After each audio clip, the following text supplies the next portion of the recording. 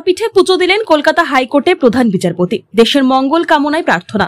শনিবার এক ভক্তিভাবাপন্ন দৃশ্যের সাক্ষী থাকল বীরভূমের তারাপীঠ। কলকাতা হাইকোর্টের প্রধান বিচারপতি টি.এস. শিবজ্ঞানম মায়ের আরাধনায় ব্রতী হলেন এই পবিত্র তীর্থস্থানে। তার এই সফর ঘিরে প্রশাসনিক সতর্কতা ও ধর্মীয় শ্রদ্ধা দুইয়েরই নিখুঁত মেলবন্ধন লক্ষ্য করা যায়।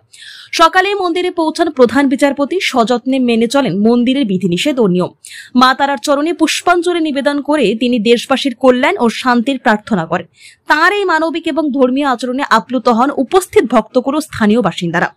তারাপীঠ মন্দির কর্তৃপক্ষ এবং জেলা প্রশাসনের পক্ষ থেকে প্রধান বিচারপতির নিরাপত্তা ও ব্যবস্থাপনায় ছিল সর্বোচ্চ সতর্কতা।